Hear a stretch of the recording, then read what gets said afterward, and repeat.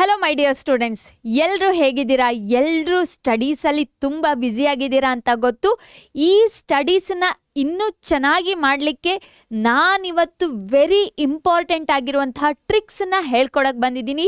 So ನಾನು ನಿಮ್ಮ Shweta madam ಮ್ಯಾಥಮೆಟಿಕ್ಸನ್ನು ಟೀಚ್ ಮಾಡ್ತೀನಿ. ಬಟ್ ಇವತ್ತು ತುಂಬ useful, not only for mathematics, PCMB CS ಸಬ್ಜೆಕ್ಟಿಗೂ ಯೂಸ್ ಆಗುವಂಥ ಟ್ರಿಕ್ಸನ್ನು ಹೇಳ್ಕೊಡ್ತಿದ್ದೀನಿ. It is nothing but MCQ tricks. Madam ಎಂಥ ಬೋರ್ಡ್ ಎಕ್ಸಾಮ್ ಬಂದಿಲ್ಲ, ಇನ್ನೂ ಫೈನಲ್ ಎಕ್ಸಾಮ್ ಲೇಟ್ ಇದೆ, KCET ಲೇಟ್ ಇದೆ, ಇವಾಗ MCQ ಟ್ರಿಕ್ಸನ್ನ ಹೇಳ್ಕೊಡ್ತಿದ್ದೀರಾ ಅಂತ ಕೇಳ್ತಿದ್ರೆ ಎಸ್, ಯಾಕಂತಂದರೆ ಪ್ರಾಕ್ಟೀಸ್ ಇಸ್ ವೆರಿ ಇಂಪಾರ್ಟೆಂಟ್. ಇವಾಗಿಂದ ನೀವು ಪ್ರಾಕ್ಟೀಸ್ ಮಾಡ್ತಾ ಹೋದರೆ ನಿಮ್ಗೆ ಯಾವಾಗ ಫೈನಲ್ ಎಕ್ಸಾಮಲ್ಲಿ ತುಂಬ ಹೆಲ್ಪ್ ಆಗುತ್ತೆ. ಯಾವುದೋ ಒಂದು MCQನ ಸಾಲ್ವ್ ಮಾಡೋಕ್ಕೆ ಹೋಗ್ತೀರಾ, ಆವಾಗ ನಾನು ಇವತ್ತು ಹೇಳ್ಕೊಡುವಂತಹ ಮೆಥಡನ್ನು ನೀವು ಅಪ್ಲೈ ಮಾಡೋಕ್ಕೆ ಸ್ಟಾರ್ಟ್ ಮಾಡಿದರೆ ಟೈಮ್ ತೊಗೊಳುತ್ತೆ. ಇಮಿಡಿಯೇಟ್ಲಿ ಏನು ಜಾದೂ ಆಗಿಬಿಟ್ಟು ನೀವು ನಾನು ಹೇಳ್ಕೊಟ್ಟಿದ್ದರೆ ನಿಮ್ಮ ತಲೆಗೆ ಹೋಗ್ಬಿಟ್ಟು ನೀವು ಸಡನ್ನಾಗಿ ಆನ್ಸರ್ ಕೊಡೋಕ್ಕಾಗೋದಿಲ್ಲ. You need to do the practice. For that what you need to do till the end, stay tuned. ಕ್ಲಾಸ್ನ ಎಂಡ್ ತನಕ ನೋಡಿ. ಸೊ ಇವಾಗ ಬರೀ ನಾನು ಕ್ಲಾಸ್ ಮಾಡಿದರೆ ಸಾಕಾ? ಇಲ್ಲ, ನಾನು ಈ ಕ್ಲಾಸ್ ಆದಮೇಲೆ ನಿಮಗೆ ಬೇಕು ಅಂತಂದರೆ ಏನು ಕೊಡ್ತೀನಿ, MCQದು PDF ಕೊಡ್ತೀನಿ. ಕೆಲವೊಂದು 10 to 12 15 ಓಕೆ PDF ಕೊಡ್ತೀನಿ. ಅದರಲ್ಲಿ MCQ ಇರುತ್ತೆ. ಆ MCQಗಳಲ್ಲಿ ಏನು ಮಾಡಬೇಕು, ನೀವು ಟ್ರೈ ಮಾಡಬೇಕು. ನಾನು ಹೇಳ್ಕೊಟ್ಟಿರುವಂತಹ ಮೆಥಡನ್ನು ಟ್ರೈ ಮಾಡಿಬಿಟ್ಟು ಸಾಲ್ವ್ ಮಾಡಬೇಕು. ಓಕೆನಾ? ಯೂಸ್ ಮಾಡಿ ಅದನ್ನು ಸಾಲ್ವ್ ಮಾಡಬೇಕು. ಅಂಥದ್ದು PDF ಬೇಕು ಅಂತಂದರೆ ಕಮೆಂಟ್ MCQ ಅಂತ ಹೇಳ್ಬಿಟ್ಟು ಎಷ್ಟಾಗುತ್ತೆ ಅಷ್ಟು ಕಮೆಂಟ್ ಬಾಕ್ಸಲ್ಲಿ ಕಮೆಂಟ್ ಮಾಡಿ. I will send you the PDF to practice. ಅರ್ಥ ಆಯ್ತಾ? ಸೊ ಇವಾಗ ತುಂಬ ಮಾತಾಡೋದು ಬೇಡ, we will jump in to the topic. ಅದಕ್ಕಿಂತ ಫಸ್ಟ್ ಒಂದು question, if you don't know the answer what you will do? ಇವಾಗ ಎಕ್ಸಾಮಲ್ಲಿ MCQ ನೋಡಿದ ಕೂಡಲೇ ಎಲ್ಲ ಆನ್ಸರ್ಸು ಗೊತ್ತಿರಬೇಕು ಅಂತ ಇಲ್ಲ, ನನಗೂ ಏನು ಗೊತ್ತಿರೋದಿಲ್ಲ ಅಲ್ವಾ? ಫಿಸಿಕ್ಸ್ ಬಯಾಲಜಿ ಎಲ್ಲ ಕೇಳಿದ್ರೆ ನನಗೆ ಏನೂ ಗೊತ್ತೇ ಇಲ್ಲ. ಇವಾಗ ನಾನು ಯಾವುದೋ ಒಂದು ಎಕ್ಸಾಮನ್ನ ಬರೆಯೋಕ್ಕೆ ಹೋದೆ, ಕಾಂಪಿಟೇಟಿವ್ ಎಕ್ಸಾಮಲ್ಲಿ. ಆವಾಗ ನಂಗೆ ಆನ್ಸರ್ ಗೊತ್ತಿಲ್ಲ, ಅಥವಾ ನಿಮಗಿವಾಗ ಎಕ್ಸಾಮ್ ಬರೆಯೋಕ್ಕೆ ಕೂತ್ಕೊಂಡಿದ್ದೀರಾ, ನಿಮಗೆ ಆನ್ಸರ್ ಗೊತ್ತಿಲ್ಲ ಅಂತಂದರೆ ಎಂತ ಮಾಡ್ತೀರಾ ನೀವು? ಸೊ ಅವಲಕ್ಕಿ ಪವಲಕ್ಕಿ ಕಾಂಚನ ಮಿನ ಮಿನ ಅಂತ ಹೇಳ್ಬಿಟ್ಟು ಎಲ್ಲ ಯಾವುದು ಅಂತ ಹೇಳ್ಬಿಟ್ಟು ಟಿಕ್ ಹಾಕ್ತೀರಾ? ಅಥವಾ ಇನ್ನೂ ಒಂದು ಚೆನ್ನಾಗಿದೆ, ಏನು ಗೊತ್ತಾ? ಓಕೆ 60 ಕ್ವಶನ್ ಇದ್ದರೆ 15A 15B 15C 15D ಅಂತ ಹಾಕ್ಬಿಟ್ಟು ಬರೋದು. ಸೊ ಸುಮ್ಮನೆ ಟೈಮ್ ಪಾಸ್ ಆಗಲಿ ಅಂತ ಹೇಳ್ಬಿಟ್ಟು. ಅಥವಾ ಸೊ ದೇವ್ರನ್ನ ನೆನಪು ಮಾಡೋದು. ಯಾವ ದೇವ್ರ ನೆನಪಾಗ್ತಾನೆ ABCD ಒಳಗಡೆ, ಆ ದೇವ್ರದ್ದು ಹೆಸರನ್ನ ಬರೆದು ಬಿಡೋದು. ಆ ಥರ ಆಪ್ಷನ್ಗಳನ್ನು ಸೆಲೆಕ್ಟ್ ಮಾಡ್ಕೊಳ್ಳೋದು. ನೀವೆಲ್ಲ ಹಾಗೆ ಮಾಡ್ತೀರಾ?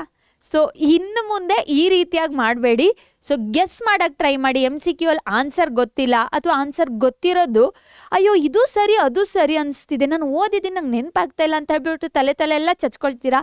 ಸೊ ಅದನ್ನು ಹೆಂಗೆ ಅವಾಯ್ಡ್ ಮಾಡೋದು ಅನ್ನೋದನ್ನು ನಾನು ಇವತ್ತಿನ ಕ್ಲಾಸಲ್ಲಿ ನಿಮಗೆ ಹೇಳ್ಕೊಡ್ತೀನಿ.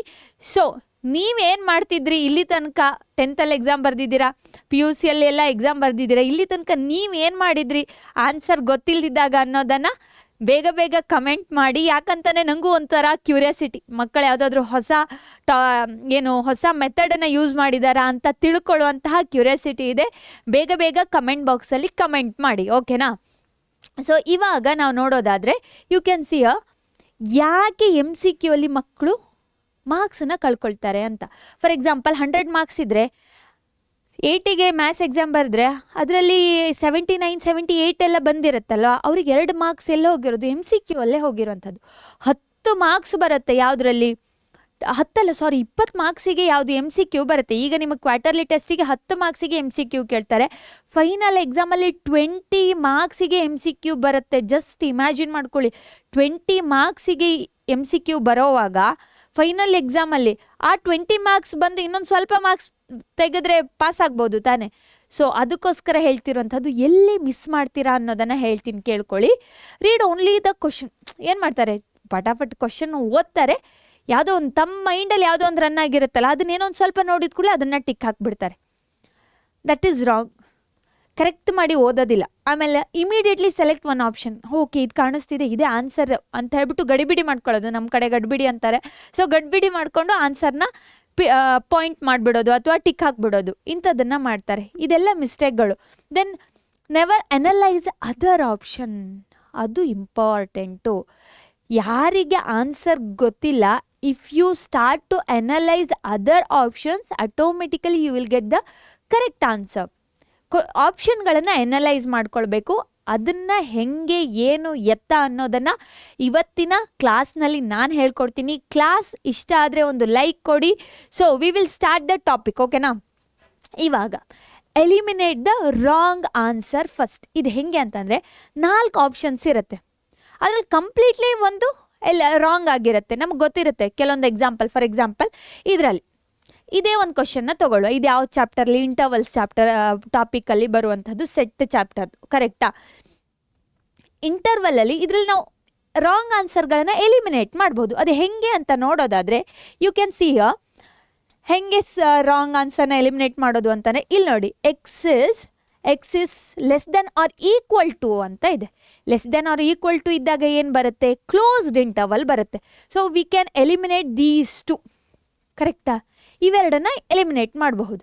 ನೀವು ಇಲ್ಲೇನು ನೋಡಿ, ಕ್ವಶನ್ನೇ ಓದಿಲ್ಲ, just looking at the options we can find the answers.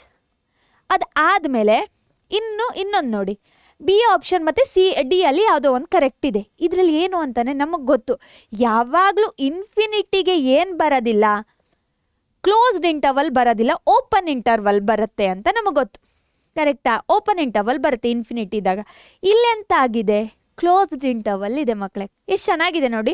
ಇದೇ ಥರ ಅನಲೈಸ್ ಮಾಡೋಕ್ಕೆ ಕಲಿಬೇಕು. ಅದಕ್ಕೋಸ್ಕರ ಹೇಳ್ತಿರೋದು, ಈ ವಿಡಿಯೋನ ಎಂಡ್ ತನಕ ನೋಡಿ, ಪ್ರಾಕ್ಟೀಸ್ ಮಾಡಿ. ಎಷ್ಟಾಗುತ್ತೆ ಅಷ್ಟು ಪ್ರಾಕ್ಟೀಸ್ ಮಾಡಿ. ಫೈನಲ್ ಎಕ್ಸಾಮ್ KCET ಎಕ್ಸಾಮ್ ಬರೆಯುವಾಗ ಕಂಪ್ಲೀಟಾಗಿ ನೀವು ಸ್ಟಡಿ ಆಗ್ತೀರಾ. ಆನ್ಸರ್ಗಳನ್ನು ಗೊತ್ತಿಲ್ಲ, ಕನ್ಫ್ಯೂಷನ್ಸ್ ಇದ್ದರೆ ಈ ಮೆಥಡ್ಗಳನ್ನ ಯೂಸ್ ಮಾಡಿಕೊಂಡು ಚೆನ್ನಾಗಿ ಸ್ಕೋರ್ ಮಾಡಬಹುದು.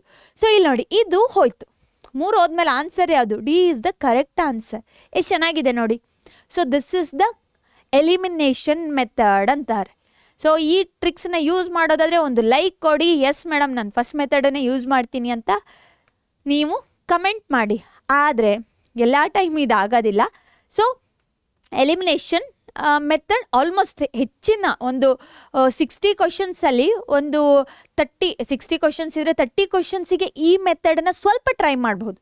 2 ಆಪ್ಷನ್ಸ್ ಹೋಯಿತು ಅಂತಾನೆ ಇನ್ನೆರಡು ಆಪ್ಷನ್ಸ್ಗೆ ಏನು ಅಂತ ಹೇಳ್ಬಿಟ್ಟು ಚೆಕ್ ಮಾಡಬಹುದು ಅಲ್ವಾ? ಕನ್ಫ್ಯೂಷನ್ಸ್ ದೂರ ಆಗುತ್ತೆ. So next one is remember using the stories. ಇದೇನಪ್ಪ ಅಂತ ನಿಮ್ಗೆ ಅರ್ಥ ಆಗ್ತಿಲ್ಲ. ಸ್ಟೋರಿಗಳು ನಮ್ಮ ಮೈಂಡಲ್ಲಿ ಚೆನ್ನಾಗಿ ನೆನಪಿರುತ್ತೆ, ಕರೆಕ್ಟಾ? ಎಕ್ಸಾಮ್ ಹಾಲಿಗೆ ಹೋದಾಗ ಏನಾಗುತ್ತೆ ಗೊತ್ತಾ? ಕೆಲವೊಂದು ಕ್ವಶನ್ಗಳಿರುತ್ತೆ, ಅಯ್ಯೋ ಇದು ಹೌದು ಅದು ಹೌದು ಯಾವುದಂತ ಹೇಳ್ಬಿಟ್ಟು ಒಂಥರ ಟ್ಯೂಬ್ಲೈಟ್ ಬ್ಲಿಂಕ್ ಆದಂಗೆ ಆಗ್ತಾ ಇರುತ್ತೆ ಮೈಂಡಲ್ಲಿ, ಕರೆಕ್ಟಾ? ಯಾವುದು ಕರೆಕ್ಟ್ ಆನ್ಸರ್ ಅಂತ ಹೇಳ್ಬಿಟ್ಟು ಕನ್ಫ್ಯೂಷನ್ಸ್ ಇರುತ್ತೆ. For example, the value of sine minus theta ಅಥವಾ ಮೈನಸ್ ಎಕ್ಸ್ ಅಂತ ಕೇಳಿದಾಗ ಅದು ಹೌದು ಇದು ಹೌದು ಯಾವುದು ಅಂತ ಹೇಳ್ಬಿಟ್ಟು ಕನ್ಫ್ಯೂಷನ್ ಸ್ಟಾರ್ಟ್ ಆಗುತ್ತೆ. ಸೊ ಇಂಥ ಮೂಮೆಂಟಲ್ಲಿ ಏನು ಮಾಡಬೇಕು ಗೊತ್ತಾ? You need to remember using the stories. For example, story ಥರ ಬಿಲ್ಡ್ ಮಾಡ್ತಾ ಬರಬೇಕು. ಯಾವ ಚಾಪ್ಟರ್ದಿದು? Trigonometry chapter. ಎಲ್ಲಿ ಬರುತ್ತೆ ಇದು? Cos x plus y formula ಆದಮೇಲೆ, sum and the difference angle ಆದಮೇಲೆ ಬರುತ್ತೆ. ಸೊ ಈ ರೀತಿಯಾಗಿ ಎಲ್ಲಿ ಬರುತ್ತೆ ಟಾಪಿಕ್ಕು? ಓಕೆ, ಸೈನಿಗೆ minus theta is equal to minus sine theta ಅಂತ ಕಲ್ತಿದ್ದೀನಿ. ಕಾಸಿಗೆ minus theta is equal to cos theta ಅಂತ ಕಲ್ತಿದ್ದೀನಿ. ಈ ಥರ ನೀವು ಸ್ಟೋರಿ ಥರ ಬಿಲ್ಡ್ ಮಾಡ್ತಾ ಬರಬೇಕು. ಸೊ ಆವಾಗ ಏನಾಗುತ್ತೆ? This will be the answer ಆಗುತ್ತೆ. ಇದು ಆಗಿಯೂ ಕೆಲವೊಂದ್ಸಲ ಏನಾಗುತ್ತೆ ಗೊತ್ತಾ? ಸೊಲ್ಯೂಷನ್ ಗೊತ್ತಾಗೋದಿಲ್ಲ, 2 ಎಲಿಮಿನೇಟ್ ಆಗಿದೆ, ಇನ್ನೊಂದು ಯಾವುದು ಅಂತ ಹೇಳ್ಬಿಟ್ಟು ಆನ್ಸರ್ ಗೊತ್ತಾಗ್ತಿಲ್ಲ ಅಂತ ಅಂದರೆ ಬಿಟ್ಬೇಡಿ, ಅಲ್ಲಿಗೆ ಬಿಟ್ಬಿಟ್ಟು ಮುಂದೆ ಹೋಗಿ.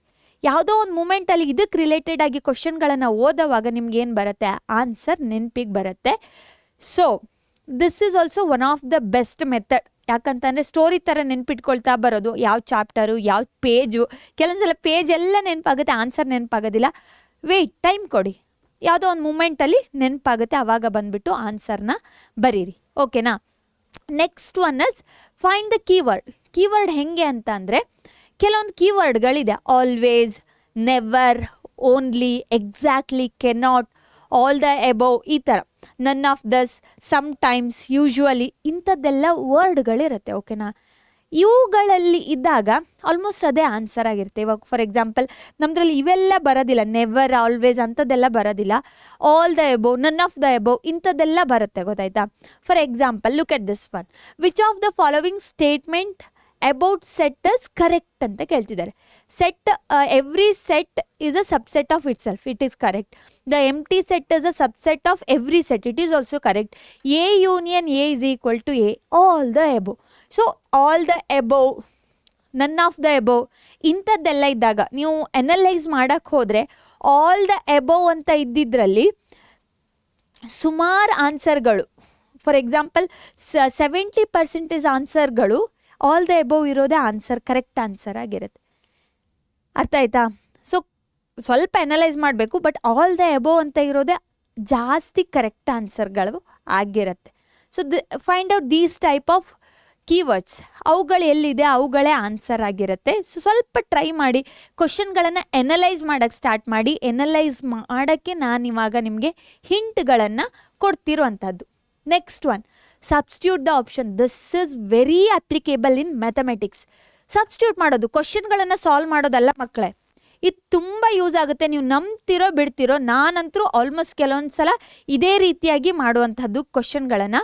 ಹೆಂಗೆ ಅಂತಂದರೆ ಆಪ್ಷನ್ಗಳನ್ನು ಸಬ್ಸ್ಟಿಟ್ಯೂಟ್ ಮಾಡುವಂಥದ್ದು, ಕೊಟ್ಟಿರುವಂತಹ ಇಕ್ವೇಷನ್ನು ಅಥವಾ ಯಾವುದೋ ಒಂದು ಸೆಂಟೆನ್ಸ್ ಅವುಗಳಲ್ಲಿ ಸಬ್ಸ್ಟಿಟ್ಯೂಟ್ ಮಾಡೋದು. ಫಾರ್ ಎಕ್ಸಾಂಪಲ್ ಇದಿವಾಗ ಒಂದು ಕ್ವಾಡ್ರಾಟಿಕ್ ಇಕ್ವೇಷನ್, ಕರೆಕ್ಟಾ? ಸಾಲ್ವ್ ಮಾಡೋಕ್ಕೆ ಹೋದರೆ ಎಂತ ಮಾಡಬೇಕು? x² - 5x ಸ್ಪ್ಲಿಟ್ ಮಾಡಬೇಕು. ಆ 5x 2 × 3 - 2x × -3x ಈ ಥರ ಸ್ಪ್ಲಿಟ್ ಮಾಡಬೇಕು, ಕರೆಕ್ಟಾ? The easiest way is what? ಆಪ್ಷನ್ಗಳನ್ನು ರೀಸಬ್ಸ್ಟಿಟ್ಯೂಟ್ ಮಾಡೋದು. ಇದೇ KCETಯಲ್ಲಿ ವರ್ಕ್ ಆಗುವಂಥದ್ದು ಆಲ್ಮೋಸ್ಟ್, ಓಕೆನಾ? ಫಾರ್ ಎಕ್ಸಾಂಪಲ್ ನಮಗೆ ಎರಡು LHS ಮತ್ತು RHS ಎರಡು ಇದೆ, ಎರಡು ಕಡೆ ಸ್ಯಾಟಿಸ್ಫೈ ಆಗಬೇಕು, ಸರಿನಾ? ನಾನು ಸಬ್ಸ್ಟಿಟ್ಯೂಟ್ ಮಾಡ್ತೀನಿ. ಎಕ್ಸಿಗೆ 2 ಸಬ್ಸ್ಟಿಟ್ಯೂಟ್ ಮಾಡ್ತೀನಿ, ಏನಾಗುತ್ತೆ? 4 - 5 × 2 = 10 + 6. ಇಲ್ಲಿ ನೋಡಿ, this is equal to 0. When x = 2 ಆದರೆ this is one of the answer. ಹಾಗಂದರೆ ಎಕ್ಸಿಗೆ 2 ಅಂತ ಹಾಕ್ಬೋದಾ? ಎ ಇಸ್ ದ ಆನ್ಸರ್ ಅಂತ ಹಾಕ್ಬೋದಾ? ಇಲ್ಲ. ಯಾಕೆ ಹೇಳಿ? ಕ್ವಾಡ್ರಾಟಿಕ್ ಇಕ್ವೇಷನ್ ಅಂದರೆ 2 ರೂಟ್ ಇರುತ್ತೆ ಅಂತ ಒಂದು ಗೊತ್ತು, ಇನ್ನೊಂದು ಬೋತ್ ಎ ಆ್ಯಂಡ್ ಬಿ ಅಂತ ಕೊಟ್ಟಿದ್ದಾರೆ.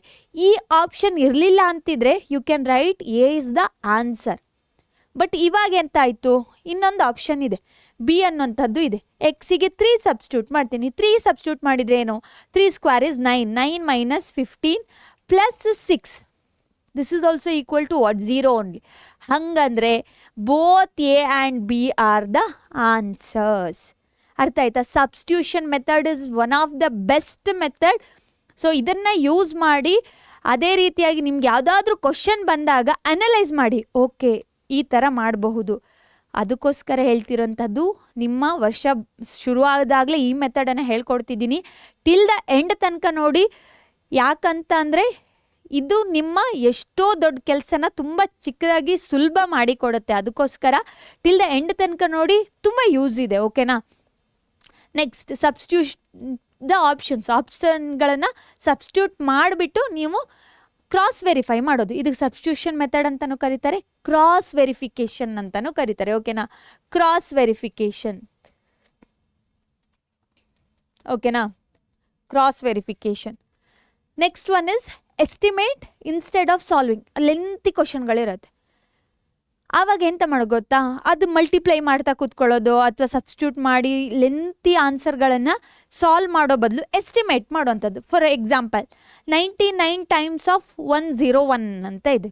ಇಲ್ಲಿ ಇವಾಗ ಎಸ್ಟಿಮೇಟ್ ಮಾಡೋದಾದರೆ ಯಾವ್ದು ಆನ್ಸರ್ ಆಗುತ್ತೆ?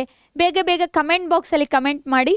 ಯಾಕಂತಂದರೆ ಇಲ್ಲಿ ನೋಡಿ, 99 × 101 ಅಂತಂದರೆ 99ನ 101ಗೆ ಮಲ್ಟಿಪ್ಲೈ ಮಾಡಬೇಕು ಅಂತ. 99ಗೆ ಇದೊಂದು ಎಕ್ಸಾಂಪಲ್, ಓಕೆನಾ? ನಿಮ್ಗೆ ಈಸಿಯಾಗಿ ಅರ್ಥ ಆಗಲಿ ಅಂತ ಹೇಳ್ಬಿಟ್ಟು ತೊಗೊಂಡಿರುವಂಥದ್ದು.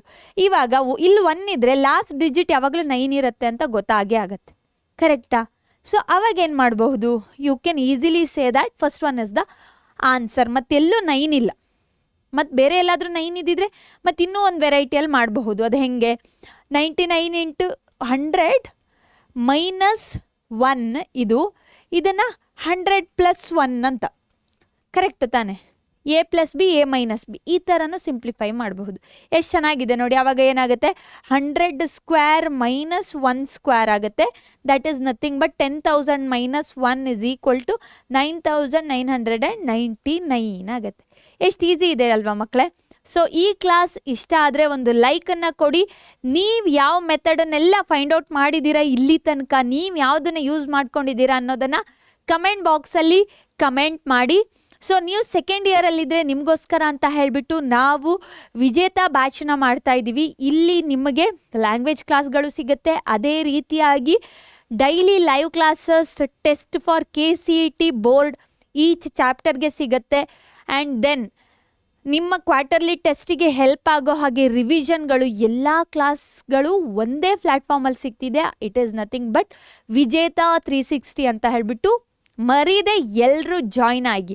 ಅದೇ ರೀತಿಯಾಗಿ ಫಸ್ಟ್ PUC ಯಲ್ಲಿದ್ದರೆ ಆರಂಭ KCET for KCET students and ಆರಂಭ ನೀಟ್ ಫಾರ್ ನೀಟ್ ಸ್ಟೂಡೆಂಟ್.